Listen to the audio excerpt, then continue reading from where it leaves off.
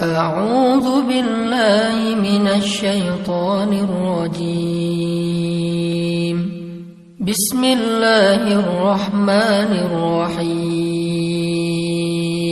Bismillahirrahmanirrahim. Assalamualaikum warahmatullahi wabarakatuh. Nabi SAW pernah menyampaikan sebuah nasihat yang sangat istimewa.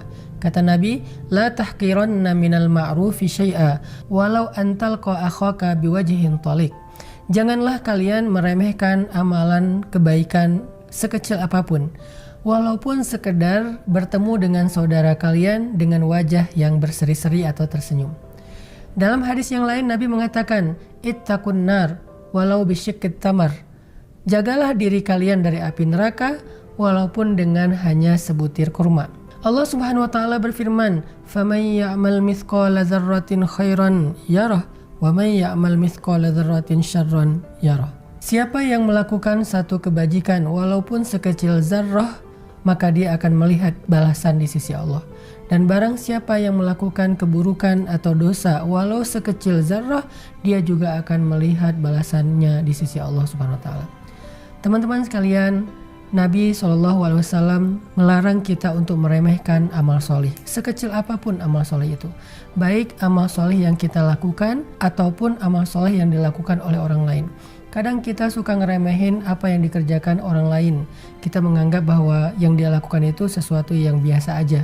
Kayak misalnya ada orang yang kita lihat di sosial media lagi memungut sampah, kita bilang apaan sih gitu aja, pamer segala macam. Itu mah nggak usah dibangga-banggain segala macam. Jadi kita jadi kayak julid gitu terhadap kebaikan yang orang lakukan dan kita remehkan.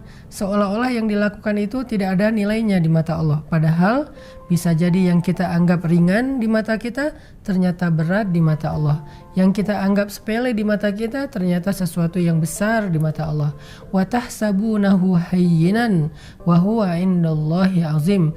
Kalian menganggap itu sesuatu yang hayyin, yang ringan, wa huwa indallahi azim, padahal di sisi Allah itu sesuatu yang sangat agung. La tahqiranna minal ma'rufi syai'a. Jangan remehkan kebaikan. Sehingga ketika kita nggak meremehkan kebaikan, kita jadi mudah untuk beramal solih. Karena ada orang yang sulit beramal solih karena dia terlalu idealis dan perfeksionis. Buat dia amal soleh itu harus yang gede-gede. Lalu ketika dia nggak mampu melakukan satu kebaikan yang besar, dia jadi tidak berbuat apa-apa. Nah, ini adalah orang yang terjebak di dalam angan-angan. Sehingga apapun kebaikan yang terbersit dalam benak kita, yang kita bisa lakukan hari ini dan saat ini juga, lakukan. Saya teringat dengan kisah Sayyidah Aisyah. Karena Sayyidah Aisyah ini terkenal dengan perempuan yang sangat dermawan. Beliau tidak pernah menolak orang yang meminta-minta kepada beliau. Satu hari ada seorang perempuan miskin datang ke rumah Sayyidah Aisyah minta makanan. Kemudian Sayyidah Aisyah masuk ke rumahnya, mengeluarkan hanya beberapa butir gandum yang masih tersisa di rumah Sayyidah Aisyah. Saking prihatinnya kehidupan Nabi dan Sayyidah Aisyah, sampai di rumah Rasulullah SAW itu hanya ada tersimpan beberapa butir gandum. Beda banget ya dengan rumah kita yang di kulkas penuh, di lemari penuh, di atas meja makan penuh, bahkan kadang-kadang di tong sampah juga masih penuh sisa-sisa makanan yang mubazir. Tetapi di rumah Nabi hanya ada beberapa butir gandum yang tersimpan. Sehingga sisa-sisa dari gandum yang tersimpan itu oleh Sayyidah Aisyah diambil, kemudian disedekahkan kepada pengemis perempuan tadi. Lalu pengemis ini pas melihat pemberian Sayyidah Aisyah cuma beberapa butir gandum, dia heran. Sayyidah Aisyah bertanya, "Kenapa engkau heran? Bukankah Allah berfirman, "Faman ya'mal mithqala dzarratin khairan yarah"? Kenapa engkau heran? Bukankah Allah berfirman, siapa yang berbuat kebaikan walaupun sekecil gandum, dia akan mendapatkan balasannya? Maka pergilah ke rumah-rumah yang lain, mintalah butiran-butiran gandum seperti ini, kumpulkan sehingga engkau memiliki makanan untuk engkau makan bersama anak-anakmu."